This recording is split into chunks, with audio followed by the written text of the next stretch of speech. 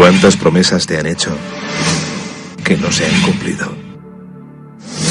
Yo no te prometo un gran sueldo. Te prometo un trabajo fijo. No te prometo que siempre sea como el primer día.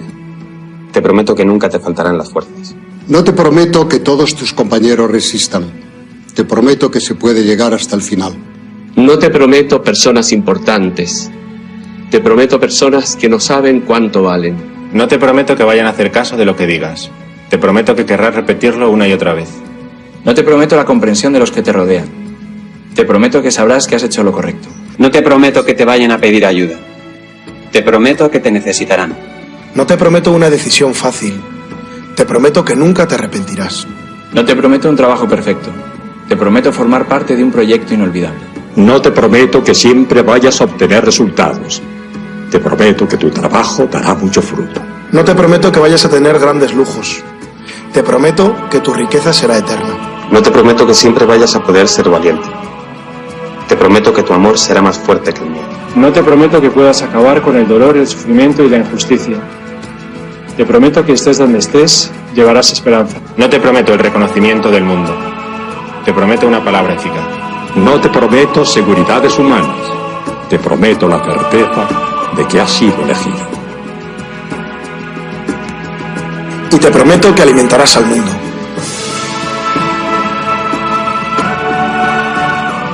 Unirás corazones. Acompañarás a los que sufren.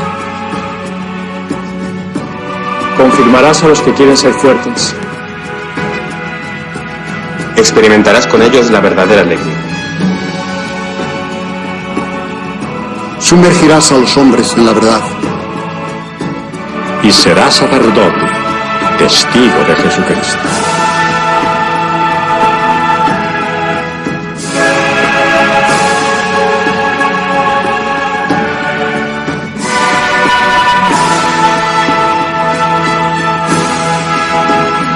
No te prometo una vida de aventuras. Te prometo una vida apasionante.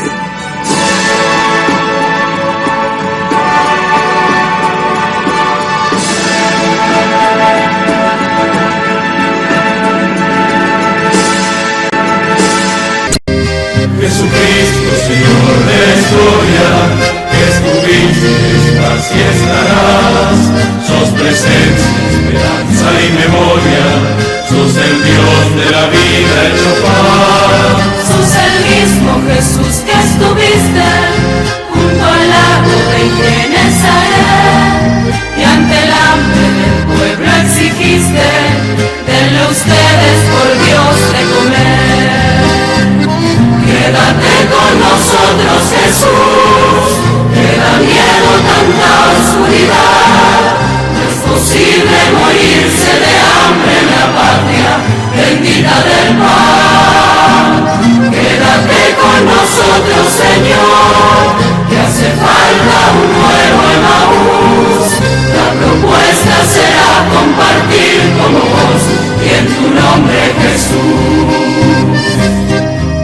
Primitivo ritual de pastores, que fue luego banquete pascual, homenaje de nuestros mayores al Dios vivo de su libertad. Cena santa, signo y profecía, memorial de Jesús servidor, nueva alianza de la Eucaristía, que es misterio de fe y comunión. Quédate con nosotros, Jesús, que da miedo tanta oscuridad. No es posible morirse de hambre en la patria bendita del pan.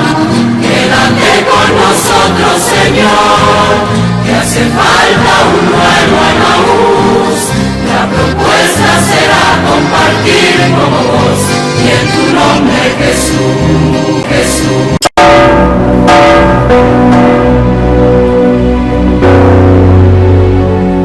Este mes quiero contarles una historia que es un reflejo de la iglesia de hoy. Es la historia de un testimonio de fe poco conocido. Visitando un campo de refugiados en Lesbos, un hombre me dijo: Padre, yo soy musulmán, mujer era cristiana. Llegaron los terroristas a nuestro país, nos miraron y nos preguntaron nuestra religión. Vieron a mi mujer con el crucifijo y le dijeron que lo tirara al suelo. Ella no lo hizo y la degollaron delante de mí. Histórico. Sé que él no tenía rencor. Se centraba en el ejemplo de amor de su mujer. Un amor a Cristo que la llevó a aceptar y ser leal hasta la muerte. Hermanos, hermanas, siempre habrá mártires entre nosotros. Es la señal de que vamos por el camino correcto. Una persona que sabe me decía que hay más mártires hoy que al inicio del cristianismo. El coraje de los mártires, el testimonio de los mártires es una bendición para todos. Oremos para que quienes en diversas partes del mundo arriesgan su vida por el Evangelio contagien a la Iglesia su valentía, su impulso misionero.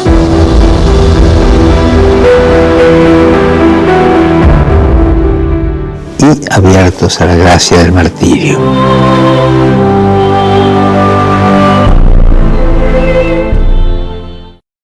He sabido algo que me preocupa profundamente. Comprendo que lo guía una buena intención, pero me veo en la necesidad de llamarle la atención. Don Silvestre me mandó llamar para darme una queja. Se trata de que en las primeras lecciones del catecismo les ha metido usted en la cabeza a los niños ciertas ideas que considero altamente perjudiciales. ¿Cómo cuáles, padre? Pues les ha dicho a los chicos que hagan ver a sus padres que el esfuerzo de su trabajo debe estar en proporción al salario. Ah, eso sí. Que si cobran más que trabajan, que cobren menos. Pero que si trabajan más que cobran, pues que cobren más. Y usted sabe que esas teorías ya han empezado a armar líos y que varios obreros se han presentado a don Silvestre pidiéndole aumento en el salario. Ah, pues qué bueno. Bueno, ¿por qué? Pero recuerde usted que se ha de procurar que las riquezas no se acumulen en manos de los ricos y que se repartan entre los trabajadores. Pero eso es comunismo. No, doña Sara. Esa es la encíclica de su santidad Pío XI. Y su santidad Juan XXIII, en su encíclica, dice que los trabajadores deben ganar lo suficiente para tener un nivel de vida verdaderamente humano que les permita sacar adelante a su familia. Pero la forma en que usted lo enfoca puede traer problemas. Pues no lo creo, porque su santidad León XIII, allá por el año de 1891, ya lo decía en su encíclica, que el Estado debe ayudar a la clase proletaria, porque del trabajo y el esfuerzo del obrero salen las riquezas de los estados. Eso lo dijo hace un titipuchal de tiempo y no ha pasado nada. No, si es un error querer acabar con los ricos, hay que acabar primero con los pobres, padre. Eso no lo dice la encíclica. No, eso lo digo yo, porque acabando con la pobreza, pues habrá más equidad en el mundo.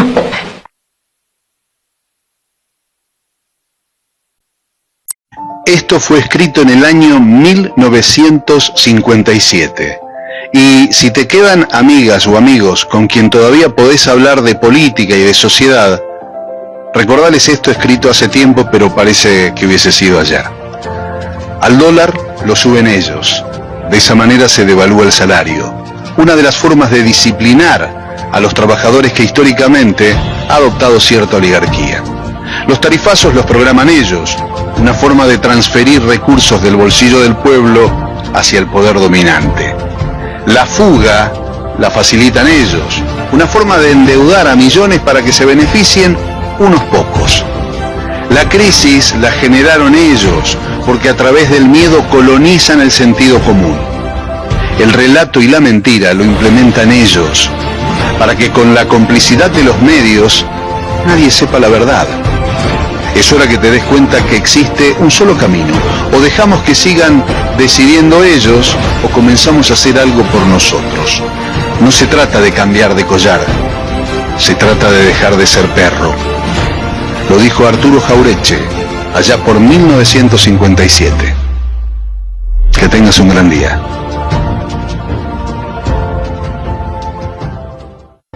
El peor analfabeto es el analfabeto político. No oye, no habla, no participa de los acontecimientos políticos. No sabe que el costo de la vida, el precio del poroto, del pan, de la harina, del vestido, del zapato y de los remedios dependen de decisiones políticas. enorgullece y ensancha el pecho diciendo que odia la política. No sabe que de su ignorancia política nace la prostituta, el menor abandonado y el peor de todos los bandidos, que es el político corrupto, mequetrefe y lacayo de las empresas nacionales y multinacionales. Indudablemente que el tiempo me ha hecho cambiar de opinión. Hoy creo que cometí un grave error. Yo debía haber decretado la movilización, comenzar por fusilar a todos los generales rebeldes y a todos los jefes y oficiales que estaban en la traición y dominar esa revolución violentamente como violentamente nos querían arrojar del poder. Si en este momento tuviera que hacerlo, lo haría. Porque ahora sé lo que entonces no sabía, que esa gente llegó para hacer el más grave daño que se le pudo haber hecho al país. Yo nunca pensé que pudieran haber argentinos tan poco patriotas que podrían haber conducido el país a donde lo han conducido. Por eso, después de estos 13 años, hoy me afirmo en la necesidad de haber exterminado al enemigo, porque no era el enemigo nuestro, era también el enemigo de la República. Los argentinos somos especialistas en abrir un libro de queja, quejarnos todo el tiempo, pero de decir a accionar siempre hay una distancia.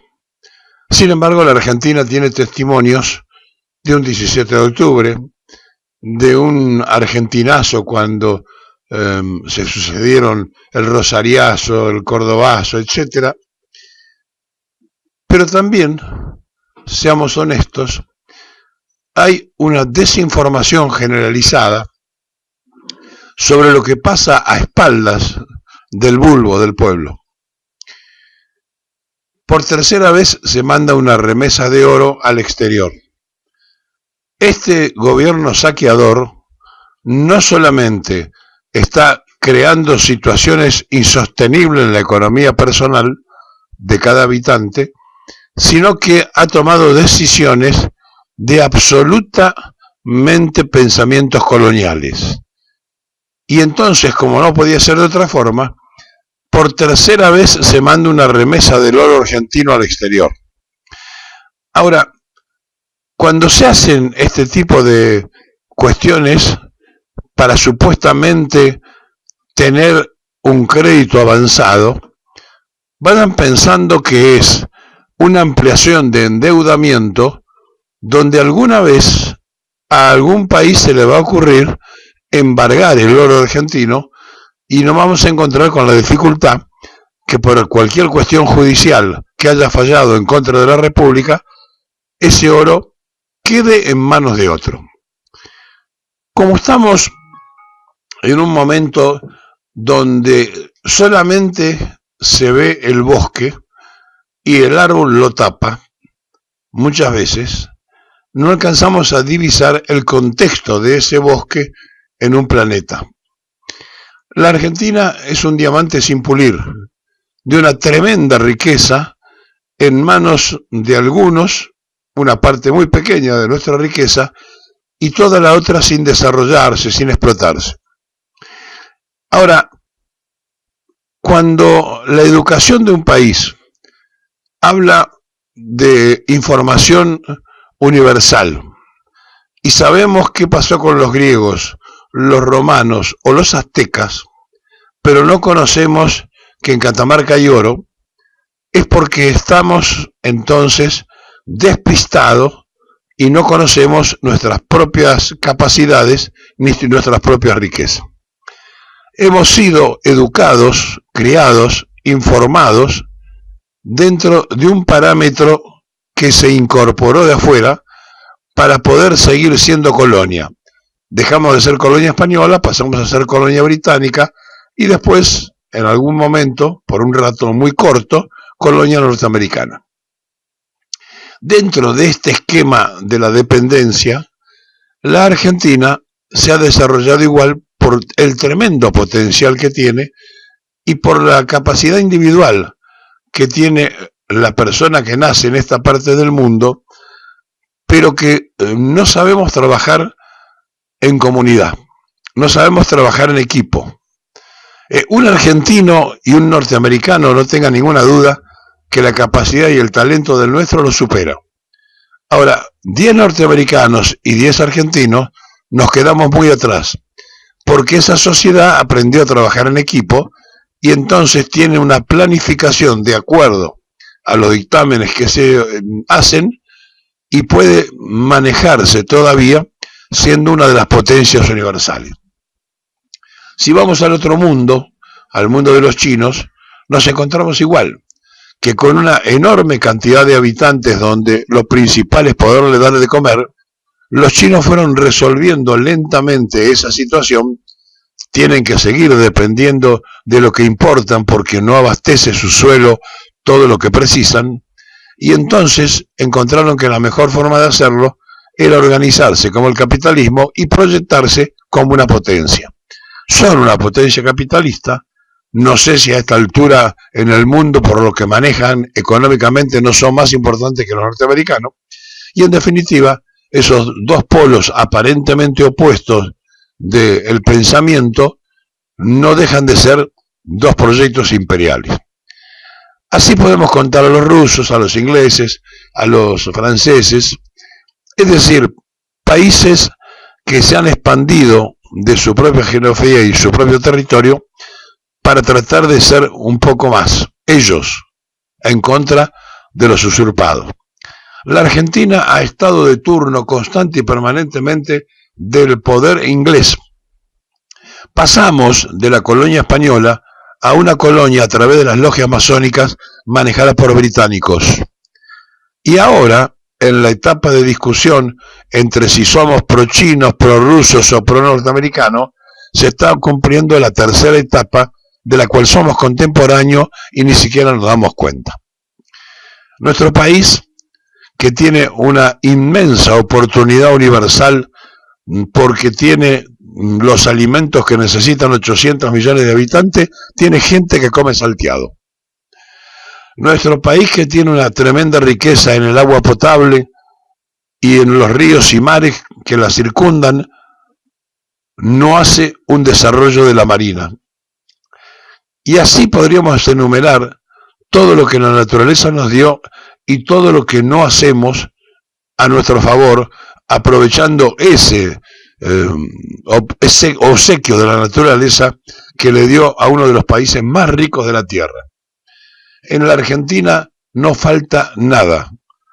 Tenemos desde una semilla que se tira a la marchanta y que crece inmediatamente una planta, hasta el ganado imprescindible necesario. Pasamos de una minería muy pequeña en la explotación a ser uno de los países con reservas mineras más ricas del mundo. Tenemos yacimientos petrolíferos y tenemos yacimientos de uranio y tenemos yacimientos de tierras raras, todas cosas imprescindibles para un mundo en desarrollo, pero nosotros no lo sacamos y en todo caso cuando se hace en manos de extranjeros que vienen a hacer la inversión original. Si no despertamos, si no sabemos que somos los países más ricos de la Tierra, uno de los países más ricos de la Tierra, que estamos poco poblados, que nuestra densidad de población es inferior a un habitante por kilómetro cuadrado en la Patagonia, y que hace más de 40 años las Naciones Unidas decretó que todo territorio con una densidad inferior a un habitante por kilómetro cuadrado era territorio de la humanidad, por lo cual en cualquier momento y cuando estemos distraídos viene una invasión de aquellos que no tienen la riqueza que nosotros tenemos, pero les sobra la gente. Cuando no hablamos de geopolítica porque no entendemos nada de lo que está pasando en el mundo y estamos preocupados con la cosa interna, varios miran para saber qué parte de la Argentina se roban, qué parte de la Argentina se llevan, y otros proyectan aún un argentino dividido en tres para que desaparezca como país soberano, se armen tres repúblicas distintas que estén respondiendo a cualquiera de los intereses universales.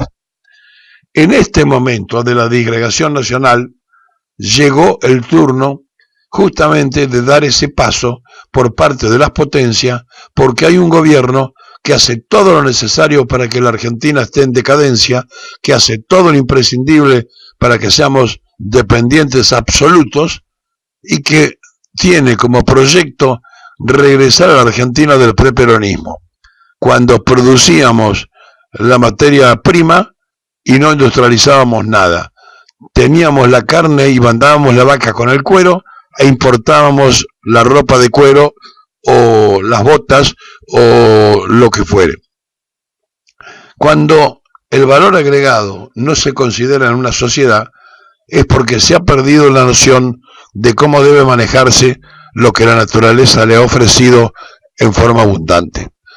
El país está en un debate abierto para saber cómo se hace, si con el Estado o sin el Estado, si con un proyecto de anarquía que está desde el presidente para abajo casi, diríamos, enrostrado en nuestra sociedad, donde somos realmente anárquicos, ante una propuesta de Perón que no fue ni escuchada ni puesta en marcha, la comunidad organizada.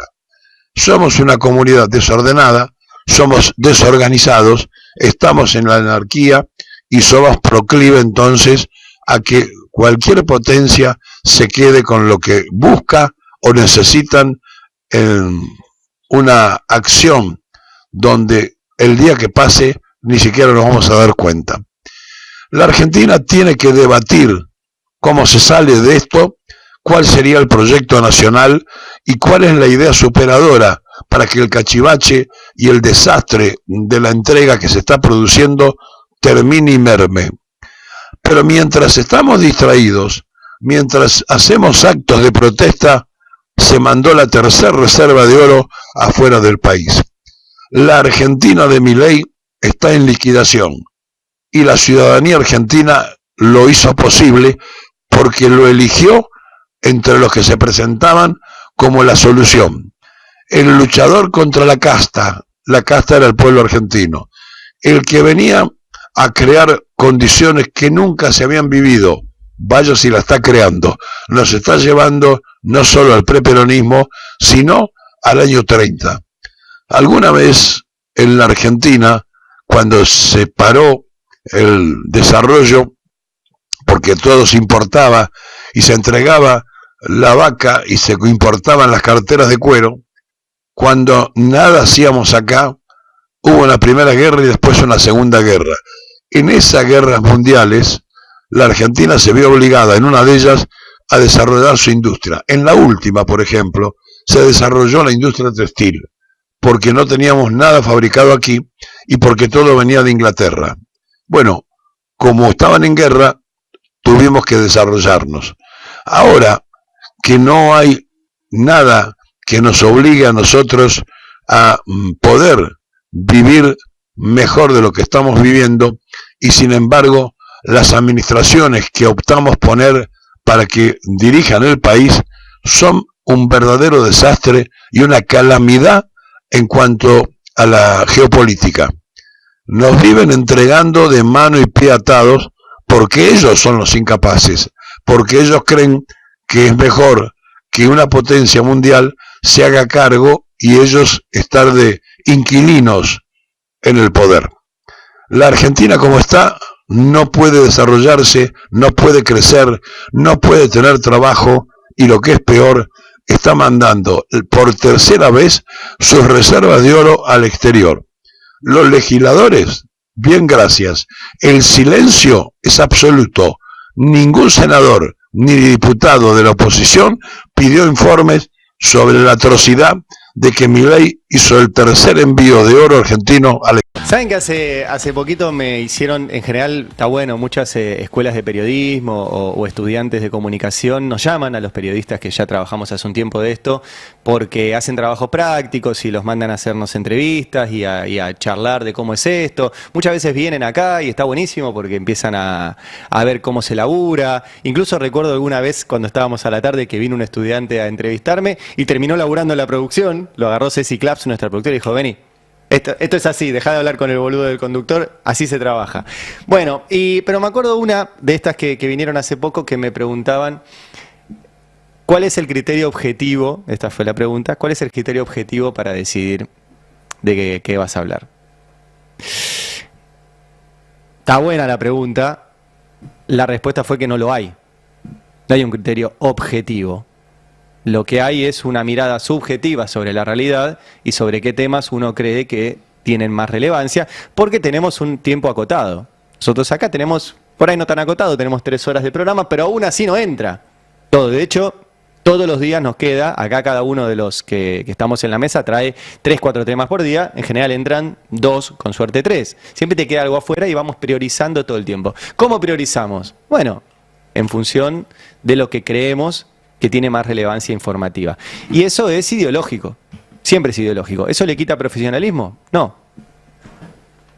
Eso es una decisión de qué creemos que puede ayudar al que está del otro lado a tomar decisiones, a entender cosas que pasan. Nuestro trabajo es procesar información y difundirla, y del otro lado hay oyentes, hay televidentes, que con esa información después toman decisiones, dan discusiones, construyen sus vidas, etc. Bueno,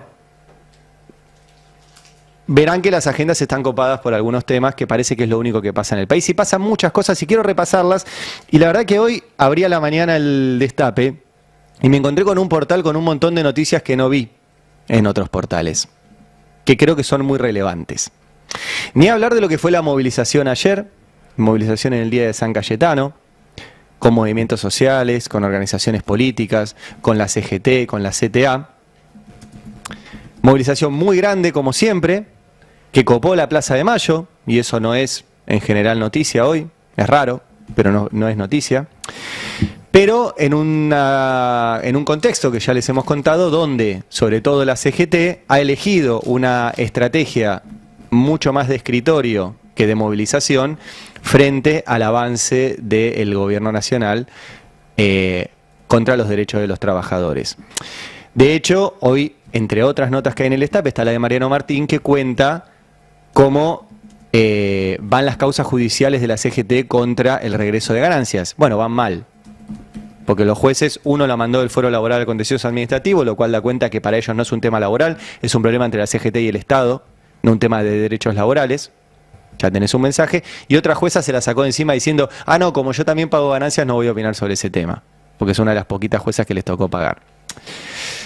Entonces, ese es un tema realmente relevante. ¿Qué está pasando con el movimiento obrero organizado? Y cómo el gobierno, y eso también lo contaba Mariano Martín ayer, y ni siquiera a los gremios colaboracionistas les cumple.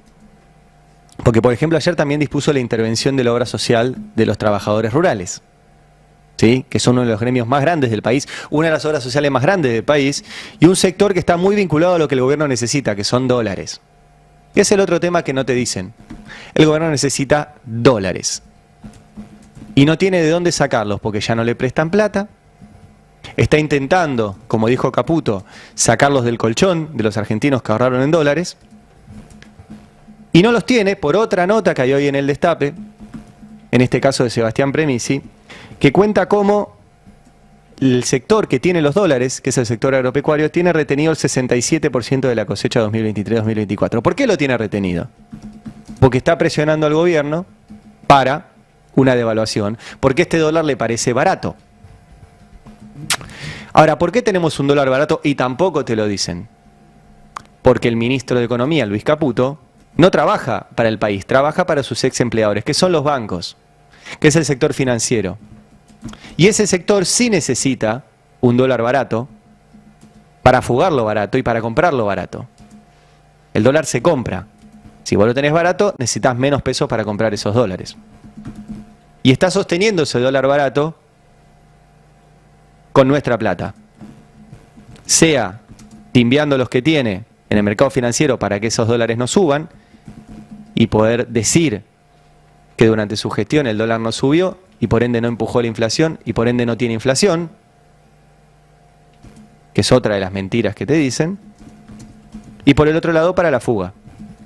Y en la nota de Sebastián Premisi está explicado cómo no le están dando los dólares al ministro Caputo. En el medio pasan cosas también, la nota también de Eugenia Rodríguez, que dice que un trabajador informal ya destina 1/3 de su salario solo para ir y volver del trabajo. En la Argentina, casi la mitad de los trabajadores están en la informalidad. Por ende, 1/3 del sueldo se va en transporte. Si 1/3 se te va en transporte y con suerte 1/3 se te va en alquiler, te queda 1/3 para todo lo demás. Y los salarios informales ya perdieron 25 puntos desde que asumió Milei. Agendas.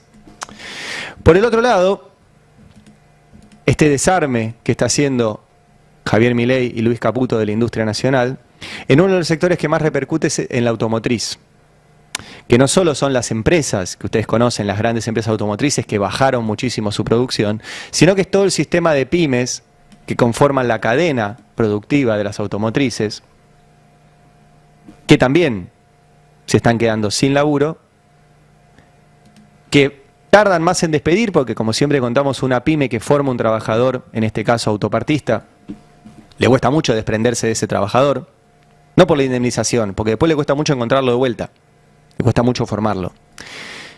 Y cuenta, esta es la nota de Diego Genud, hoy en el Destape, cómo nuestro mercado, que era Brasil, que nos permitía de cada auto que le comprábamos nosotros venderles 2, ese era un acuerdo que existía, Milei lo implosionó.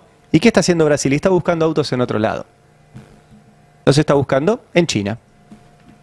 Eso va a destrozar una industria histórica. No muchos países en el mundo producen autos. Y la Argentina hace décadas que produce autos. Y fue la producción de autos lo que en su momento nombró a Córdoba como la Detroit Argentina. Y de esa producción de autos y de ese sindicalismo productor de autos salieron gran parte de la dirigencia sindical, por ejemplo, de la que hizo el Cordobazo en el año 69. Bueno, eso lo están destruyendo. Otro tema de agenda. Y otro tema de agenda también, lo contó hace un rato Mariano Beldic, es que en el Congreso se están discutiendo si se aumentan las jubilaciones. Y este gobierno ha basado este falso superávit durante 7 meses básicamente en licuar las jubilaciones y no aumentarlas. Agendas, ¿sí?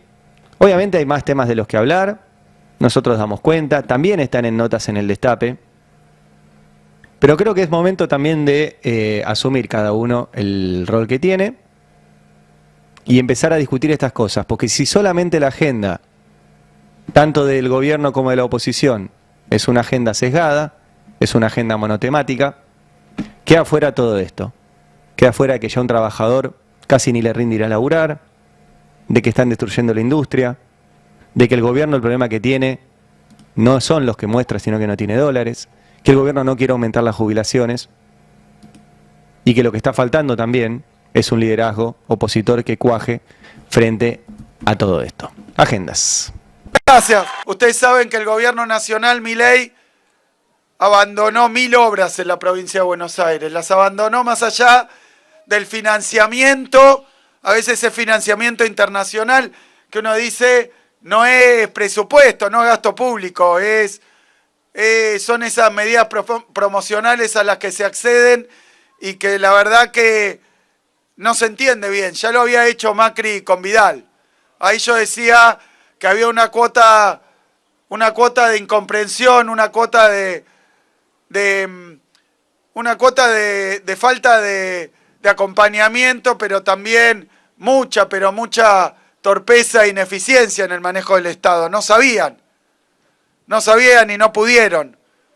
Pero, claro, lo que pasa es que es más fácil romper y ajustar porque dicen como si fuera un gran orgullo cerrar un organismo, es algo que se hace con una llave un día y genera mucho daño. La verdad que da vergüenza y da bronca que estén orgullosos de quitarle derechos a la gente, ¿no? Y que lo hagan pasar por medidas como si fueran patrióticas. Ahora, yo quiero decir que acá en la provincia de Buenos Aires estamos haciendo un esfuerzo enorme, lo enumeraba recién Gustavo, por seguir con las obras que habíamos iniciado, pese a que nos quieren fundir, nos quieren asfixiar y nos quieren ahogar presupuestariamente. Seguimos con las obras, pero no solo eso, hay obras que el gobierno nacional abandonó, como lo que son obras en centros de primera infancia, que con el ministro Catopodi vamos a terminar igual.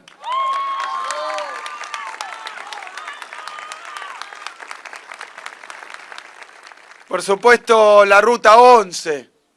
La Ruta 11 que lo habíamos prometido y hoy decía, no, bueno, ahora con este problema que tenemos a nivel nacional, por decirlo menos, ¿no? Con este problema que tenemos los argentinos y los bonaerenses a nivel nacional se iba a parar. Bueno, están trabajando en las dos manos para hacer Gesell Mar Chiquita.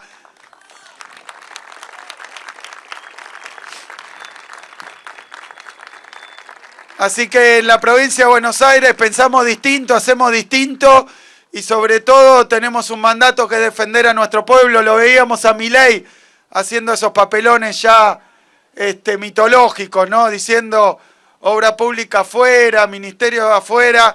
Bueno, en la provincia de Buenos Aires, la infraestructura vial, las rutas adentro, la salud pública.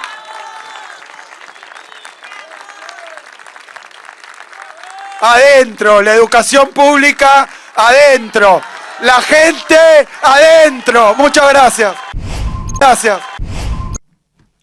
Hace algún tiempo, no mucho, habíamos señalado la trascendencia de la industria petrolera a nivel internacional y por qué era importante comprender que Venezuela, en cierto modo, está cuidando nuestro petróleo latinoamericano, la cuenca más importante del mundo. El petróleo, el combustible fósil, verán ustedes muy atacado por algunos ecologistas, lo cierto es que ha sostenido el acercamiento de los BRICS con la OPEP, lo cual es la noticia del año en sentido económico estratégico en beneficio de las potencias multipolares. Bueno, no es lo mismo tener que no tener petróleo. Y Argentina tiene petróleo, a ver si nos entendemos. Ahora, ¿qué está pasando adelante de los ojos de todos los argentinos? La empresa YPF, controlada por este gobierno antinacional, está entregando sus pozos tradicionales a privados. Se trata de una movida diseñada por Santiago Caputo en relación con Guillermo Garat, vice de la compañía, con la mitad de participación estatal.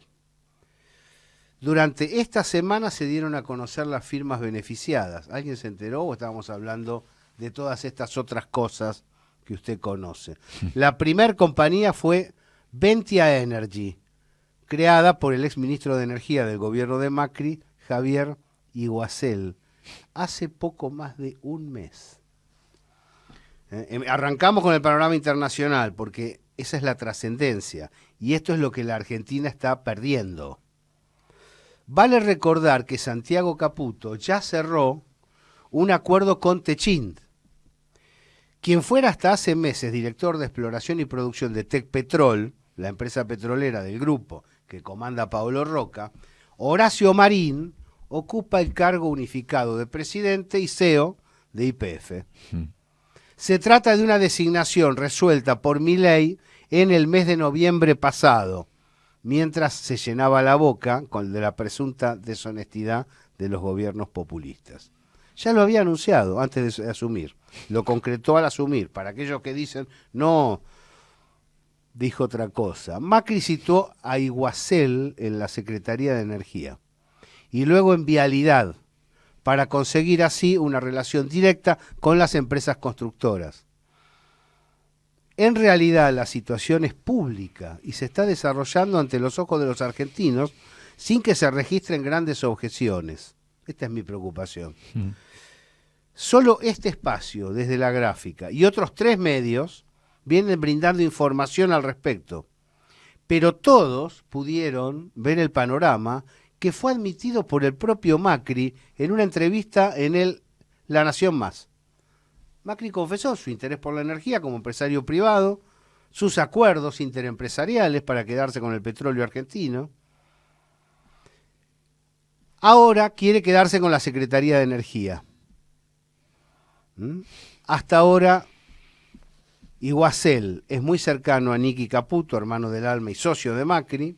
Cuando asumió como ministro de Energía, Caputo ubicó como jefe de gabinete de esa cartera a Lucas Logaldo, devenido en socio de Iguacel en su flamante comportamiento petrolero. Y hay cosas que han salido publicadas. Nuestro amigo, el director de Motor Económico, Raúl de la Torre, dice: Marín conoce a fondo las características de la formación Vaca Muerta en territorio neuquino.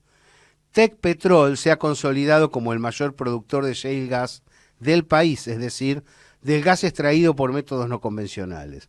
Obtiene el 32% de la producción total del gas en Vaca Muerta y el 18% de la producción total del país en invierno en materia tanto convencional como no convencional.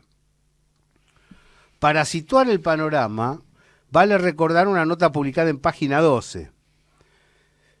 Ahí se indicaba que Inversiones Urbanas Nuevo Milenio del Grupo Techint figura en los registros de la Cámara Nacional Electoral como única empresa aportante a la campaña de Javier Milei como presidente. Todos los citados individualmente como empresarialmente en este artículo que estamos difundiendo, se están repartiendo el petróleo de nuestra patria, el petróleo del sur. Tienen roces entre ellos, pero que nadie llame engaño, esos son roces entre ellos. Todos coinciden en la necesidad de exaccionar lo que puede llegar a ser el gran argumento económico de base de nuestra nación para poder ingresar en el futuro a la multipolaridad y también para sostener el proyecto energético, que es a su vez un proyecto productivo en nuestra patria. Esta es la situación internacional y esta es la situación argentina. Gabriel Fernández, La Señal Medios. Es La Señal Medios. Dios amigo, buen día en el día de San Cayetano. O sea que una gran parte de nuestra sociedad es creyente y le pide a San Cayetano es el patrón del trabajo, y hoy, como decía Néstor en la introducción, tiene más significación. Una porque lo que había dicho en realidad el Observatorio de la Pobreza de la Universidad Católica Argentina lo corroboró el gobierno. 55% de la pobreza, 7 de cada 10 chicos son pobres. Bueno, este nivel que nos ha llevado este gobierno, el gobierno Milei, en 6 meses, no podemos tomar diciembre, porque diciembre todavía, los primeros 9 días estuvo el inútil de Alberto Fernández, pero este gobierno en 6 meses aumentó la pobreza a casi en 10 puntos, casi 10%. Bueno, esta situación, en ese marco, es que charlamos hoy. Está bien.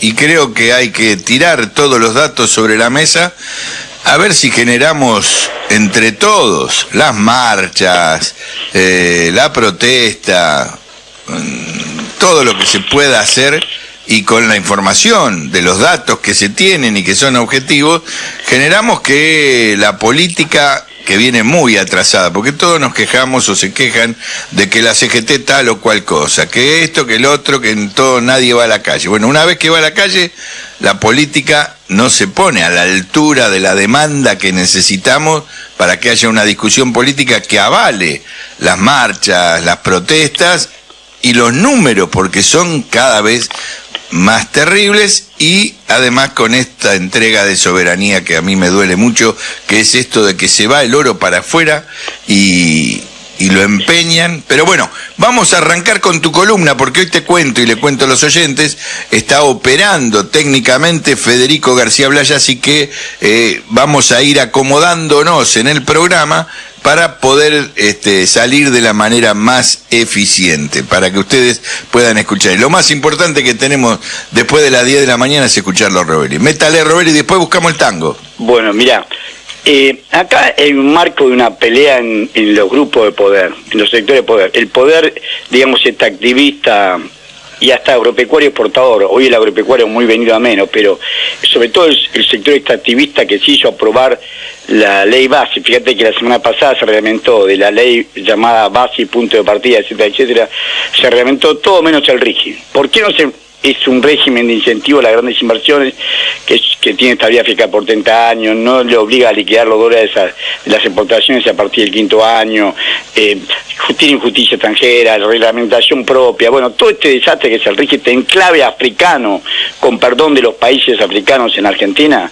¿Por qué no se reglamentó? Porque acá hay una pelea muy fuerte entre el gobierno, Milei es la cara visible, pero en realidad el capital financiero que representan Caputo y Bausili, como muchas veces lo hemos hablado, y el Club de Petróleo. El Club de Petróleo no es solamente Roca, que es el que sale a hablar. Recordemos que en el Club de Petróleo está Bulgeroni, está Rodríguez Rey, que son los de Plus Petrol, está Eduardo Unequian con Compañía General de Combustible, y las empresas extranjeras, Chevron, Apache, Total, Shell. La ExxonMobil que se quiere ir, ya ofreció para vender, y ahí ingresan ahora los Pérez Compán, ofreció vender varias concesiones que tienen Vaca Muerta. Bueno, Esta es una pelea, una pulsada muy fuerte. Mientras los primeros, el RIGI, quieren devaluar, cuando Paolo Roca dice que no tienen crédito la Argentina, es mentira, ellos necesitan tener crédito, no traen dólares porque los dólares están atrasados. Ellos quieren la devaluación antes para que cada dólar que traiga valga el doble. Ellos quisieran un dólar 2.000, 3.000 pesos, por decirte un número, no un dólar como está el mayorista a 933 pesos. No quieren ese dólar. Ellos quieren un dólar por lo menos que valga el doble o el triple o más. En cambio, el capital financiero, que ingresó fuertemente con este gobierno, recordemos la complicidad del gobierno anterior, es porque el déficit fiscal que dejó Massa, que dejó en realidad todo el gobierno de Alberto Fernández, fue el 5,13% del PBI. El número no lo digo yo, lo dice la Secretaría de Hacienda de la Nación, equivalente a 24.650 millones de dólares. El número no lo pongo yo, lo dice la Secretaría de Hacienda. Y tengo que decir que la Secretaría de Hacienda es la misma que estaba con Raúl Rigo. Están los mismos directores, los mismos jefes, los mismos empleados, todo igual. Lo que hizo Carlos Guberman, que es el que nombraron en reemplazo de Raúl Rigo, es traer su propio staff, pero dejó los mismos técnicos, todo igual. Y reconocen, ellos sabían que estaba en déficit. Es más, los números preliminares daban un número cercano a eso. Bueno, se hablaron con ese déficit.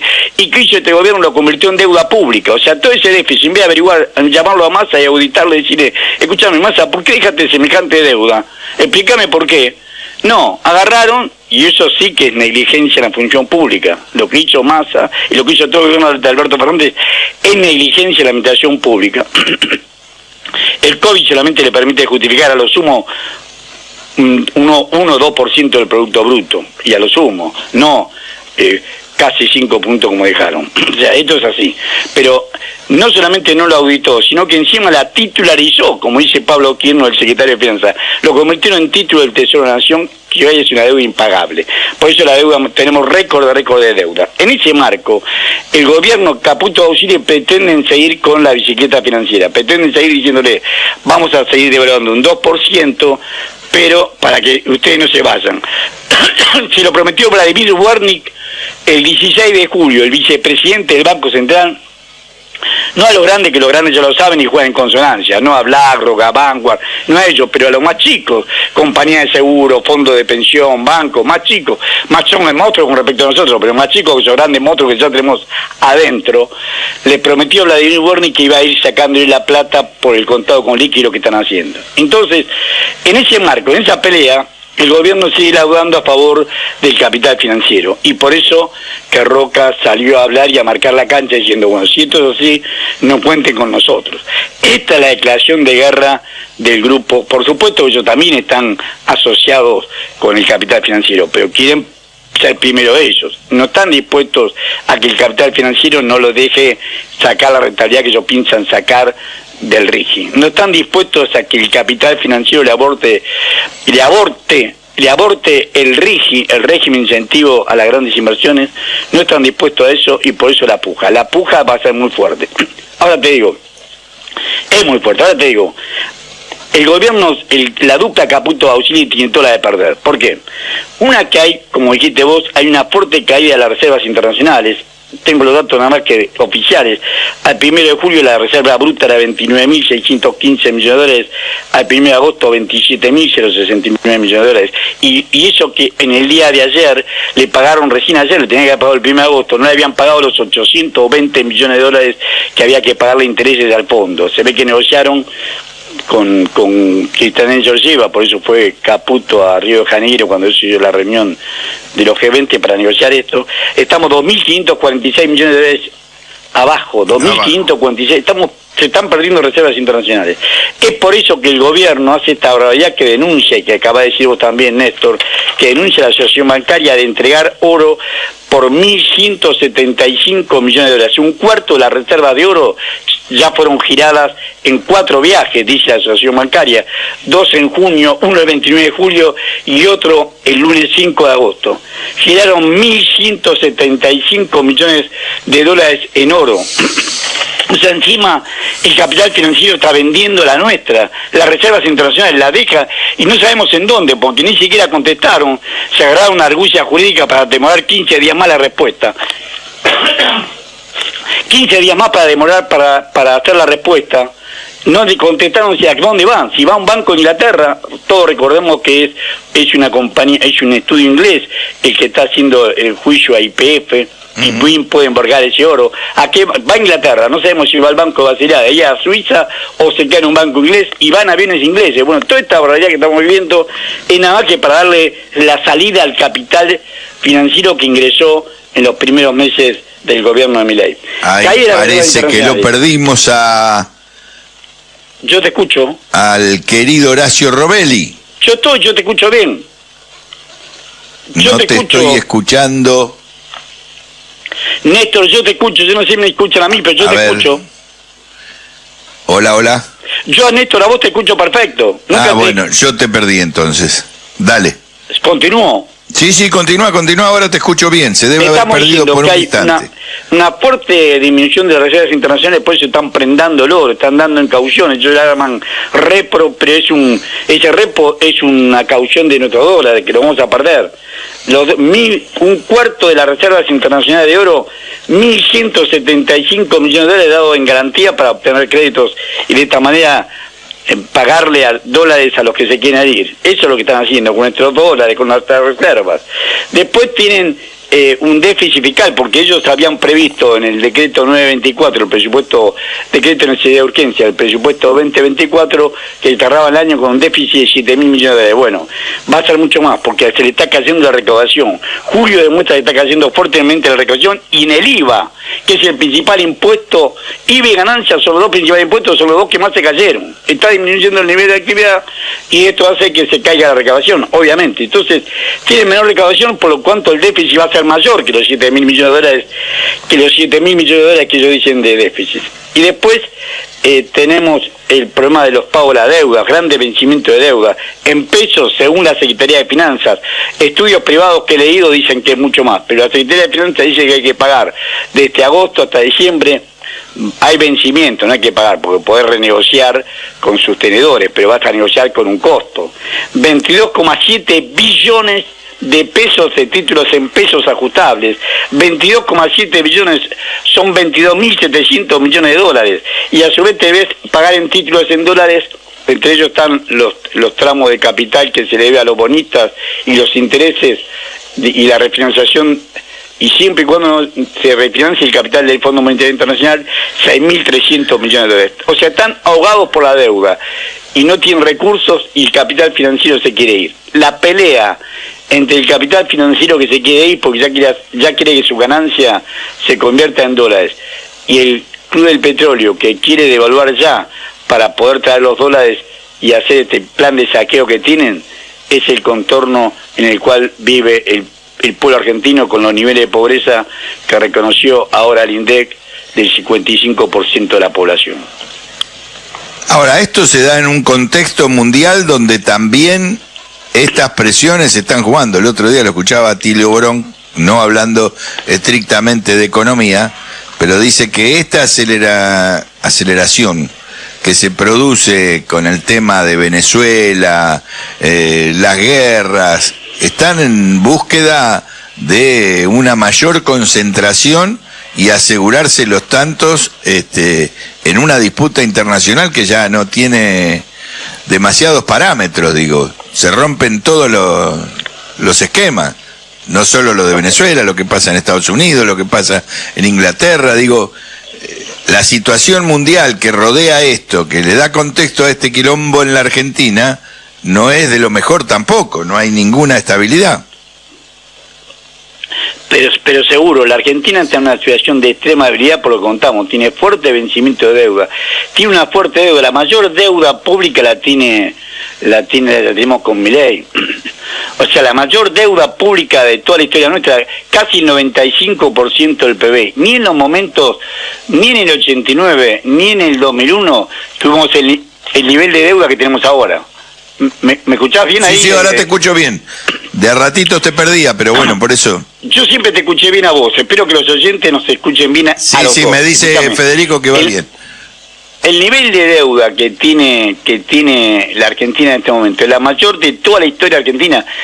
el 95% del Producto Bruto Interno Argentino, el 95%, a junio, todavía no tenemos los datos de julio, que lo vamos a publicar en una semana más, pero a junio el 95% del PBI nuestro es deuda. El 95% del PBI, y a su vez no tenemos reservas internacionales de libre disponibilidad.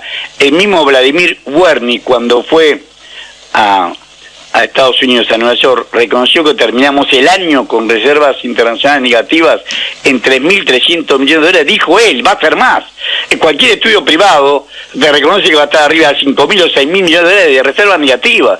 O sea, que esto trajeron dólares para hacer una bicicleta financiera, hacer la ficción que financiaron el déficit fiscal de Massa. Financiaron el déficit fiscal de Massa, financiaron la conversión de las LELIC en título de deuda del Tesoro. Ellos trajeron los dólares para comprar todo eso, pero ahora se quieren ir. Y el efecto ida, en un momento, como decís vos, en un momento de crisis internacional, se aceleran los tiempos. Porque una cosa es que le haya creído a Caputo y Bausili que no, yo voy a seguir con este sistema hasta fin de año. Eso es lo que le dijo Vladimir Wernicke ya esto que no se preocupen, vamos a seguir con una devaluación del 2% mensual y ustedes van a dar más plata porque la inflación va a ser siempre mayor que eso, ustedes están ajustados por inflación, se van a ir y van a ganar más plata. Le pedimos paciencia y que salgan sistemáticamente. Eso es lo que les puede decir Vladimir Wernicke el 16 de julio, no a los grandes que ya lo tienen convencido, porque los otros tipos ven como los grandes se operan. Ahora a todos no le creen, porque hay uno que lo grabó, a Vladimir Wernicke hablando en perfecto inglés, prometiéndole. Cuando él le promete que van a poder salir, reconoce que de acá a fin de año van a terminar la Argentina con reservas negativas en 3.300 millones de dólares. Va a ser más, pero a confesión de parte, relevo de prueba. Hacemos semejante ajuste nada más que para blanquearle el déficit fiscal a Massa. Hay unos casi 25.000 millones de dólares, y para blanquear la conversión de la bomba a la LELIC, ahí son 52.000 millones de dólares, 52.000 millones más 25 para los intereses. Esto es lo que ha acrecentado la deuda, que a junio, va a ser mayor en julio, es de 442.505 millones de dólares. La deuda más grande de toda la Argentina se incrementó en el mes de junio, en total, porque se incrementó en junio en 71 millones, y tenemos una deuda de 442.505 millones de dólares a junio del 24, y va a estar mayor cuando sepamos los números de julio. Tal vez estemos en 450.000, y el PBI nuestro, que desciende, fue 480.000 el año pasado, y este año vamos a sacar 4 o 5 puntos más, o sea, va a ser 470.000, va a ser cerca del 100% el total de la deuda cuando termine el año con respecto al PBI. Este es el gobierno que nos deja Milei. Y como decís vos, tanto los gremios, tanto la CGT como el sector político han guardado un cobarde silencio y una cobarde nulidad de actividad hasta hoy. Lo que lo hace mucho más grave, porque la gente ya no puede comprender, y si alguien quiere plantear una salida diferente, tampoco la encuentra en el tablero político. Entonces es nada más que aguantar y no saber realmente cuándo termina esta debacle. Y además, si va a producir algún hecho político rimbombante, es por esta interna, no porque haya una resistencia que ponga en riesgo la gobernabilidad, entre comillas, de Milei. Lo que pasa es que Milei no puede seguir en el gobierno, no puede seguir esta ruta. Están fugando los dólares, los niveles de pobreza, aumentaron 10 puntos los niveles de pobreza, casi 10 puntos. O sea, la pobreza pasó a ser el 55%, lo reconoce ahora el INDEC, en el primer trimestre, sí, está claro. Y había sido el 45,2 cuando se fue el inútil de Alberto Fernández. Casi 10 puntos aumentan la pobreza en 6 meses. En un semestre, y acá todo el mundo con los brazos cruzados. Están usando el oro nuestro. El oro es nuestro, antes que viniera Milei, el oro estaba. Había reservas internacionales en oro por 4.700 millones de dólares, y estos prendaron un cuarto de esa cantidad, 1.175. Se pagan con el oro nuestro. Nos endeudan, deuda récord. Y tenemos niveles de pobreza récord, falta de trabajo, y aumentan los precios todos los días. ¿Cuál es la misión que tenemos que hacer? Hay que pedir, porque pasa que tenemos legisladores corruptos, como son los 134 diputados y los 38 senadores que votaron al RIGI, legisladores corruptos. Hay que pedir una asamblea popular ya, que la población sepa esto, que esto nosotros estamos contando como algo, como una catástrofe, como si fuera puede evitarse si la población toma conciencia del saqueo que significa este gobierno, el saqueo que significa este gobierno, y que cualquiera de las propuestas que nos hacen son malas para el pueblo argentino. Eso debería ser la consigna de la CGT. La CGT tendría que ser esta consigna, no pueden utilizar nuestro oro, no pueden empobrecer más a la población. Ellos decían, el tarado de Milei dice, no se puede, la gente no es tan tonta como para morirse, va a encontrarse como, bueno, se muere la gente de hambre y de frío por la pobreza que tenemos. Esto es lo que no se dice, y esto es lo que tenemos que decir. Y lo decimos, por lo menos en esta radio y en estos columnas. No, seguro, patriótico lo de Radio Rebelde, patriótico y honesto. Ante la cobardía y el silencio cobarde y miserable de la gran mayoría, y los medios cómplices, porque los medios que está bajando la inflación, los Clarín y La Nación y todas sus repetidoras son cómplices de esta nueva década infame que estamos viviendo. Pueblo que escucha, únete a la lucha. Pueblo que escucha, únete a la lucha. Pueblo que escucha, únete a la lucha. Pueblo que escucha, únete a la lucha. Pueblo que escucha, únete a la lucha. Pueblo que escucha, únete a la lucha. Pueblo que escucha, únete a la lucha. Pueblo unido, nunca vencido. Pueblo unido, nunca vencido. Y luche, luche, luche, no deje de luchar. Y luche, luche, luche, no deje de luchar. Por un canto de obrero, obrero y popular. Y luche, luche, luche, no deje de luchar. Pobre el pobre que no luche, siempre callado nomás. Le han de robar su guitarra, nunca más ha de cantar. Y luche, luche, luche, no deje de luchar. Y luche, luche, luche, no deje de luchar. Por un canto de obrero, obrero y popular. Y luche, luche, luche, no deje de luchar. Pueblo que escucha, únete. Cosas tiene mi pueblo que no las puedo callar. Cualquiera viene y le ofende y él calladito nomás.